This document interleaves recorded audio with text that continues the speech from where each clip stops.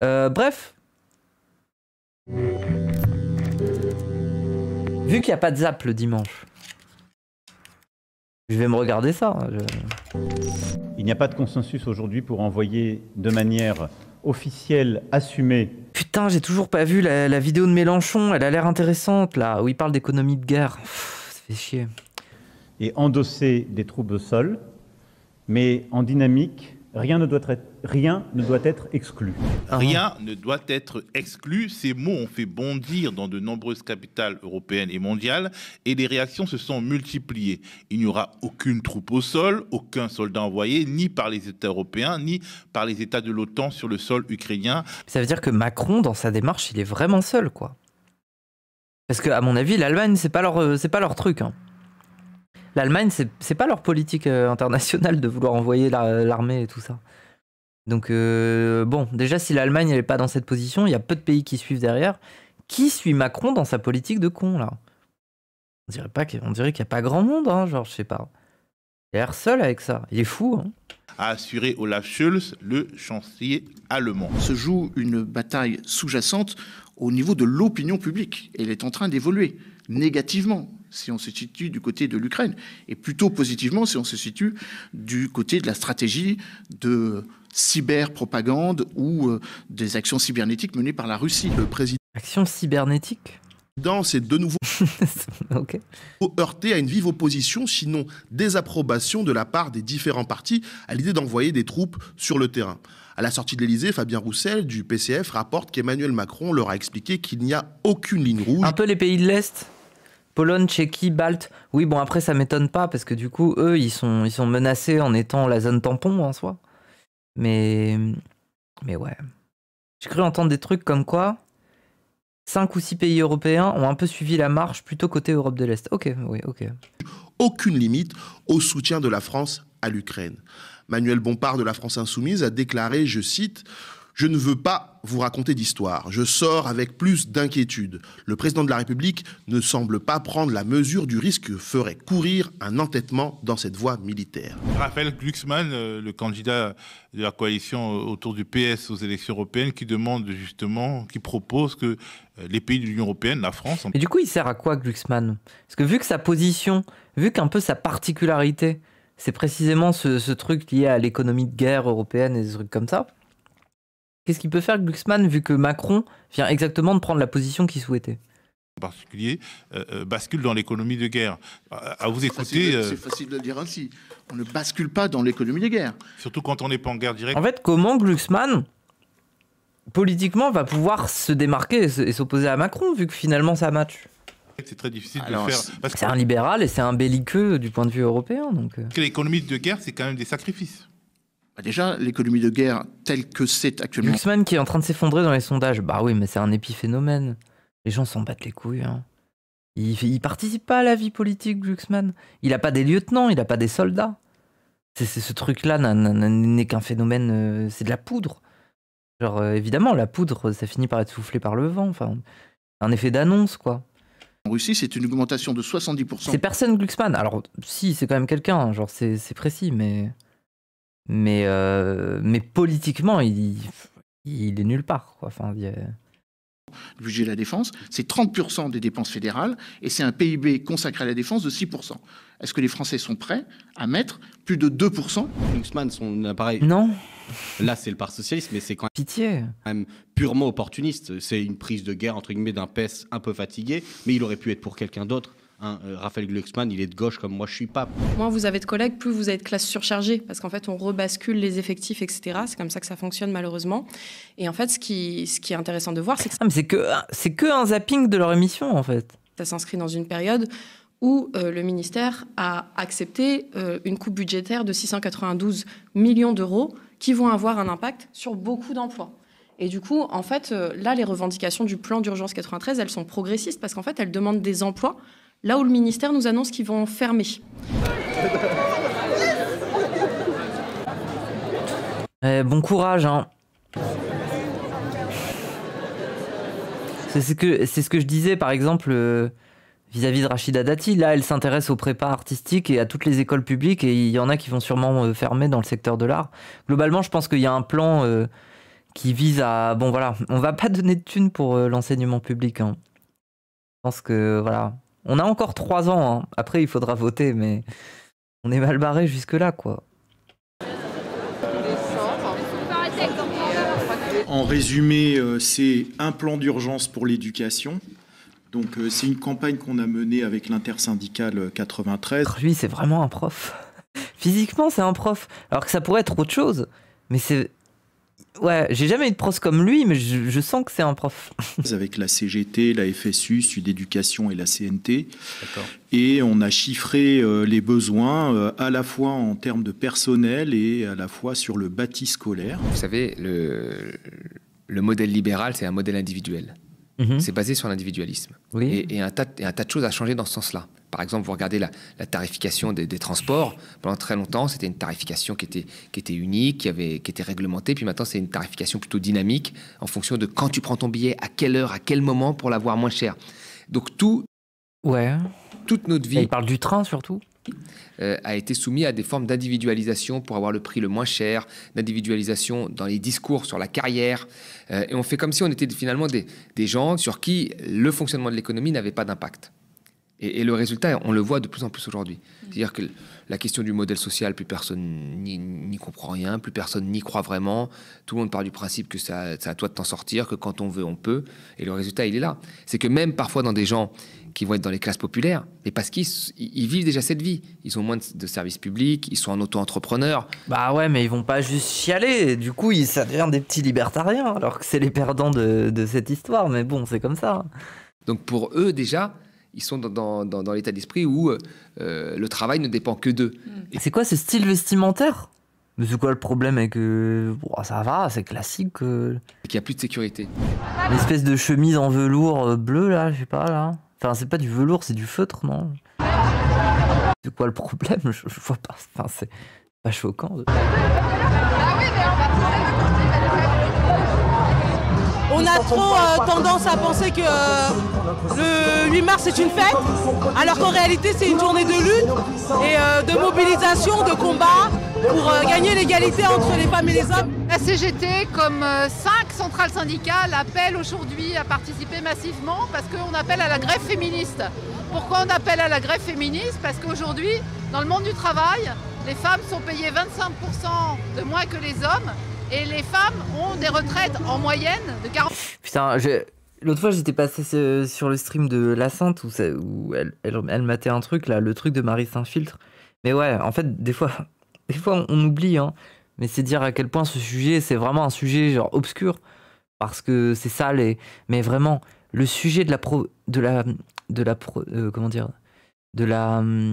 prostitution des mineurs et des jeunes filles, qui pas forcément mineures, mais vraiment jeunes filles, ouah, c'est un vrai sujet, hein.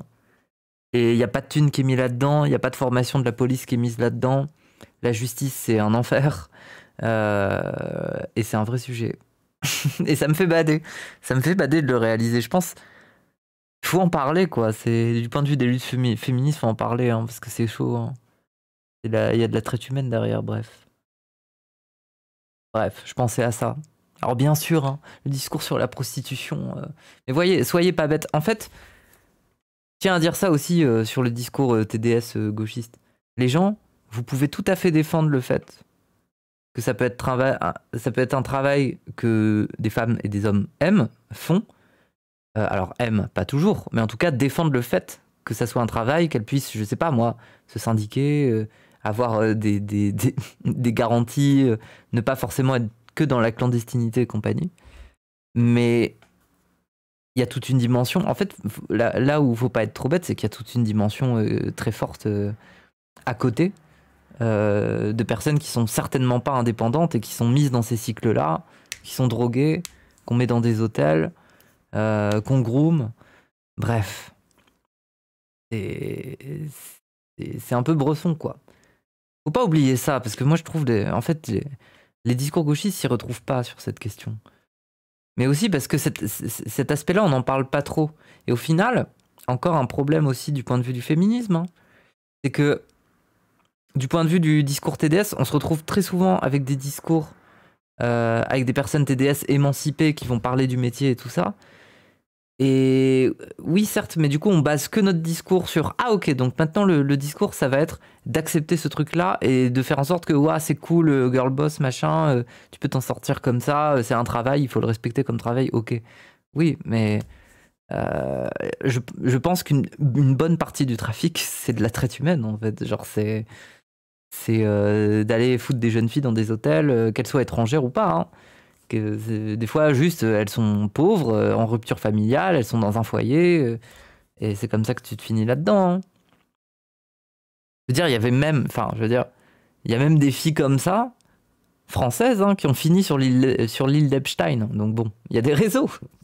Il y a des réseaux qui étendent leurs tentacules très loin. Je trouve le Stras élude pas trop cette side. Oui, mais dans le discours gauchiste, il y a cette tendance à pas réussir à avoir un discours qui parle des deux, à moins de s'y intéresser. Et d'ailleurs, je vous recommande le podcast d'Océan. C'est ça, hein, c'est Océan, hein. Le podcast d'Océan, là, en 9 épisodes, il est long, hein, il est concis. Il y a des heures et des heures de contenu sur le sujet, mais il est très intéressant parce que justement, il aborde tout ça. Il aborde à la fois les personnes émancipées, à la fois les personnes étrangères qui viennent et qui sont forcées de le faire, à la fois les mineurs qui se retrouvent dans... Enfin, il y a plein de profils. Et c'est vraiment... Je trouve que c'est l'un des contenus avec la plus belle constellation de profils et ça permet de comprendre le sujet, quoi. Stras, lobby de proxo. Oui, je sais ce qu'est le Stras, oui. C'est vrai que c'est des Macs, le Stras, mais non, pas du tout. C'est un collectif d'entraide et de syndicalisation, si on peut dire ça. Une association pour les personnes qui font ce métier-là. Voilà. Mais après, je vais me calmer parce que on est sur Twitch, mais ça reste toujours un sujet touchy, hein. On sait jamais où est la frontière du proxénétisme. C'est horrible, hein, la loi de ce point de vue-là. Enfin, je veux dire, rien que le fait que j'en parle, qui sait si quelqu'un peut pas me choper et me dire que je suis en train de donner des conseils, genre c'est horrible. Bref, mais c'est un sujet important. Parce que c'est trop un sujet sous-marin. Il y a beaucoup de personnes que ça concerne. Genre... on l'a vu, il y a des choses qui... Cette misère-là, même par exemple pendant le Covid, elle est beaucoup ressortie. Avec les étudiants qui se mettent à faire ce taf-là parce qu'ils ont plus de ressources, ils se sont fait virer et tout ça. Avec les personnes dans ce métier-là qui d'un coup se retrouvaient dans la merde plus que jamais parce qu'ils peuvent pas avoir de clients avec le Covid. Enfin bref. Des mecs, personne n'en parle. Oui, aussi. Oui. 30% inférieur. C'est né d'une grève d'ouvrières de femmes à Petro. Dès que t'expliques ça, t'es vite accusé de promouvoir. Ouais, puis globalement, bon, les gens n'y connaissent pas grand-chose et ouvrent vite leur gueule sur le sujet, en vrai, je trouve. Grade en 1917 qui réclamait la fin de la vie chère. Donc c'est vraiment l'articulation de la grève et de la lutte des femmes est historique. Reste que la reconnaissance de la grève féministe comme une journée de grève, c'est depuis 2018. Donc finalement c'est plutôt récent et ça s'associe à une période particulière qui est la vague MeToo. Et donc on a vraiment un mouvement, une vague féministe assez forte. Et donc c'est l'occasion en fait de marteler, de porter sur le devant de la scène les revendications féministes. It's important to be here because you know the government of France support the war on Gaza. It's good to be my Palestinian people know there are other comrades who refuse the genocide in Palestine, and we are not alone. There are people in France will support us, and they will struggle to stop the genocide. Au nombre de 52 000 dans la bande de Gaza, selon l'OMS, les femmes enceintes subissent un système de santé exsangue. Selon Raphaël Pitti, médecin français, quand les femmes ont accouché, elles se remettent debout et leurs familles viennent les chercher. Même de ce point de vue-là, comment dire, dans le débat féministe, là, dans le fait d'essayer justement sur la question de Gaza, d'aller récupérer des féministes en mode « mais vous vous rendez compte, vous voulez être féministe ?» Mais il y en a plein des femmes qui sont en train de crever justement à Gaza. Mais je suis d'accord, mais je trouve ça toujours un peu ambigu d'aller les chercher sur un discours féministe en disant mais il y a des femmes, rappelle, il y a des femmes qui meurent là-bas, mais il y a un peuple qui meurt là-bas, genre des femmes, enfants, vieillards, tout le monde crève globalement. Donc en fait, je sais pas, c'est un peu ce truc de en quoi des féministes, enfin je veux dire, si elles n'arrivent pas à avoir de l'empathie pour un peuple, c'est pas en leur rappelant qu'il y a des femmes qu'elles vont avoir de l'empathie en se disant ah putain, c'est vrai qu'il y a des femmes. C'est vrai, des femmes enceintes, des femmes avec des problèmes de femmes là-bas qui sont en train de mourir sous les bombes. Ah, merde! Je m'en suis pas rappelé. En fait, je trouve je comprends le move, hein. En mode, vous voulez être féministe, commencez déjà par vous intéresser à la situation de ces femmes, ok. Mais pourquoi d'un coup on choisit un sujet? Pourquoi on choisit le sujet de la femme là? Dans cette situation? Ça veut dire quoi? Ça veut dire qu'on va sauver les femmes mais pas le reste? Des fois j'ai presque peur de ce truc là. Ah bah oui, parce que c'est les hommes, hein. Encore la violence des hommes, hein. C'est eux finalement qui prennent les armes et tout ça. C'est pas les femmes, hein. Palestine, c'est bien connu. Les pauvres. En plus, elles sont soumises au Hamas. C'est pas leur faute tout ça, hein.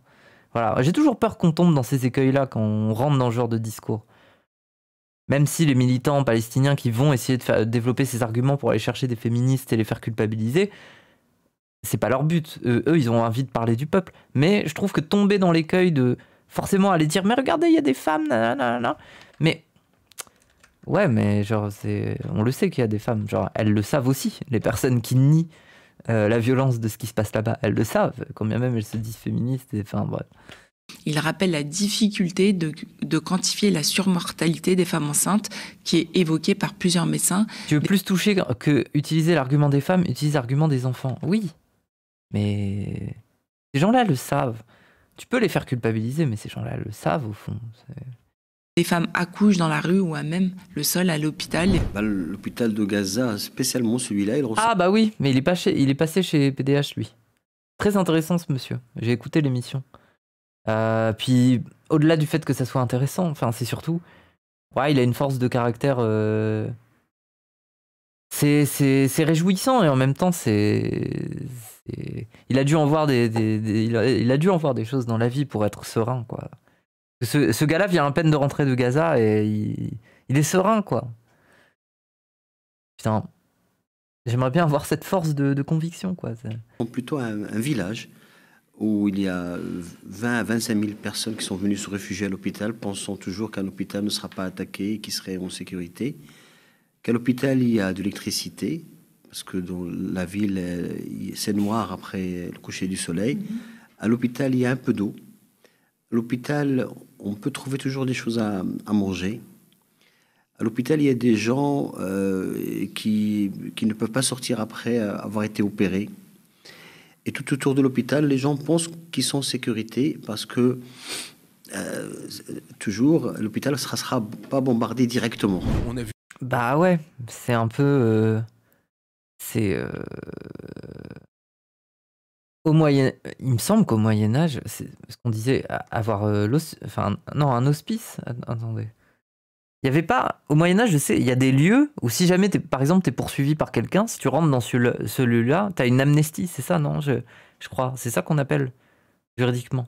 Et l'hôpital en fait partie. Je crois qu'il y a l'église et l'hôpital. Si tu rentres dans une église ou un hôpital et que tu es poursuivi par des gens, globalement, on peut pas faire verser le sang. On peut pas verser le sang dans cet endroit-là. Il y a les facs en France, les couvents. Mais le droit d'asile, voilà, c'est ça. Comme dans le bossu de Notre-Dame. Bah oui. Après, je connais mal la notion, du coup, ça me donne envie de me renseigner. Mais il me semble que les instituts de soins, les lieux de soins, à l'époque, on disait pas forcément l'hôpital, c'est plus un terme qui apparaît à l'âge classique. On appelle ça, je sais pas moi, avant on dit peut-être les maladreries, pour l'endroit où on met les malades. Après, il y a les léproseries aussi, des choses comme ça. Mais en tout cas, les lieux voilà, où on soigne les gens, c'est un lieu, il me semble, c'est dans l'imaginaire commun, c'est ça, c'est un lieu consacré. On va pas bombarder ce lieu-là. Les hospices, on dit hospice? C'est quoi Attendez. Je vais être sûr de moi. Pour moi, hospice, c'est pas le truc pour les vieux. Maison où des religieux donnaient l'hospitalité aux pèlerins ou voyageurs. Ok. Établissement où on accueille les personnes âgées démunies. Ok. Donc l'hospice, c'était le lieu de soins. En même temps, hospital, hospice, ça fait sens. Vu beaucoup de choses depuis le 7 octobre, et y compris le 7 octobre. C'est hospitalité et soins. Mais en fait, ce qui est intéressant aussi, c'est qu'au travers des différentes cultures, moi j'ai l'impression que ça c'est un truc qui revient souvent. Les temples et les lieux de soins, très souvent, j'ai l'impression que dans plein de cultures, c'est des lieux consacrés. On ne verse pas le sang.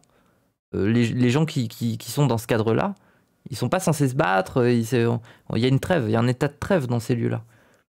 Au-delà de l'Occident, parce que moi je connais l'Occident, mais j'ai l'impression que c'est un peu... Il y a un caractère universel à ça. Mais là, on arrive, je dirais, à l'absolue négation. Quand on en vient à tirer sur des foules affamées qui sont promises à la pire des famines, et que l'on dit ensuite... J'aime bien Bertrand Badi.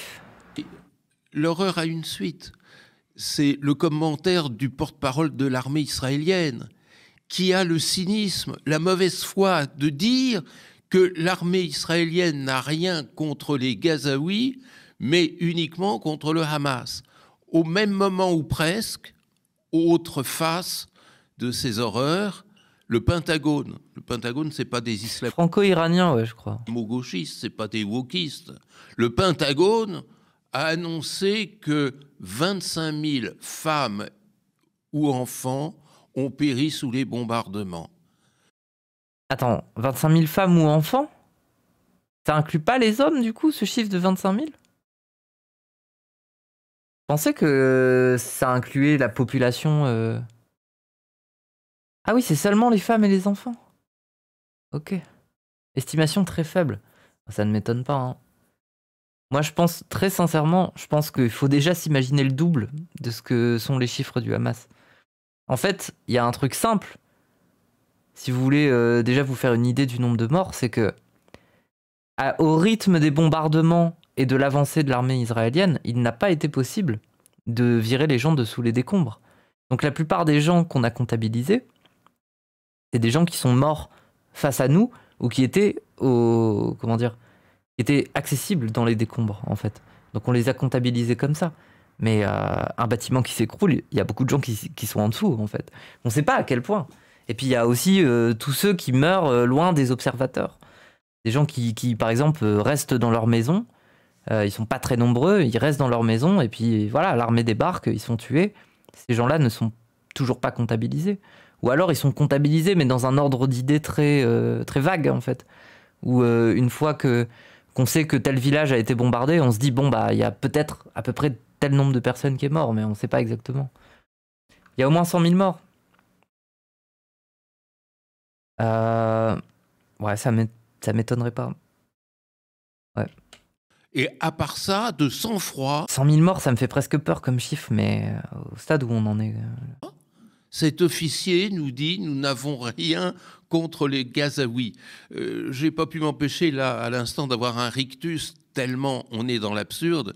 Mais c'est un absurde, je dirais, terriblement effrayant. La Jordanie prévient que la poursuite de la guerre contre Gaza pendant le mois sacré du Ramadan ne ferait qu'aggraver la menace d'une extension du conflit. Le Qatar craint également un embrasement dans la région qui a déjà fait plus de 30 600 morts depuis le 7 octobre. Je crois qu'il faut se réveiller. Parce que les gouvernements ont plus ou moins réagi de par le monde, généralement avec la formule magique de circonstance qui est « nous exigeons une enquête approfondie ». Ça, c'est un propos qu'on va entendre 24 heures. Et après, ça sera recouvert par le sable des Jeux olympiques, de la Ligue de football, de telle ou telle péripétie préélectorale sur la scène politique française. On ne peut plus. Il faut dire non. Il faut absolument se dresser, je reprends une formule que tu reconnaîtras au passage, quoi qu'il en coûte, pour arrêter cela. Parce que sinon, si nous n'avons pas ce comportement de solidarité avec ces humains qui tombent dans l'anonymat, qui n'ont même pas de visage, eh bien, un jour, nous ne pourrons même plus nous regarder dans la glace. Ouais, puis c'est même pas une histoire de on pourra pas se regarder dans la glace, c'est que ça crée un précédent du point de vue international qui me terrifie. C'est que là, on est en train de voir mourir l'idée même d'une conscience d'humanité du point de vue du droit. C'est-à-dire que oui, ok, il y a eu une condamnation pour génocide, ou plutôt pour génocide qui allait être en train de se commettre, Mais rien n'est fait. Les Américains laissent faire. Enfin, on est en train de... Qu'est-ce qu'on fera au prochain conflit, en fait? Les droits de l'homme, bah... Ouais. C'est terrifiant comment tout le monde vrille. Bah, c'est surtout la suite, quoi. Comment, à l'international, on va pouvoir régler des conflits et demander une paix? Au nom de quoi? Au nom de quoi? Du point de vue international, maintenant, on va pouvoir réclamer la paix, en fait. Au nom de quoi? Après un événement comme celui-ci, après un laisser-faire comme celui-ci. Au nom de quoi on pourra encore tenir des discours à l'international sur le fait que la paix, c'est, je sais pas, c'est un truc, c'est l'humanité, enfin, je sais pas, c'est un droit, le droit des peuples. Je sais pas, quoi. On va en guerre à Skif. Ah, super. Bien. J'ai trop envie. Hein. Une sorte de non-assistance à personne en danger d'un point de vue mondial. Oui. Mais en même temps, désolé, mais c'est une guerre américaine. Hein. Le porte-avions américain a été mobilisé très très tôt dans le conflit pour impressionner un peu les pays alentours. Hein. C'est pour ça que on peut parler de leur non-agir, mais il y a un monde où on peut quand même comprendre le fait que entrer en guerre avec l'Amérique, c'est un peu compliqué. Voilà. Quand bien même toutes les volontés du monde, il y en a beaucoup qui ont essayé, ils ont pas trop réussi. Donc bon. Ça fait longtemps la rhétorique de l'axe du bien contre le mal, de la guerre contre le terrorisme, ça a détruit l'Afghanistan. Ouais. C'est mort la France, zéro crédibilité. Merci l'autre Mariole. Mais bref, mais du coup ça me donne envie de voir l'émission avec Bertrand Badi. J'aime beaucoup l'écouter. Je trouve qu'il est... On y voit clair avec lui en fait.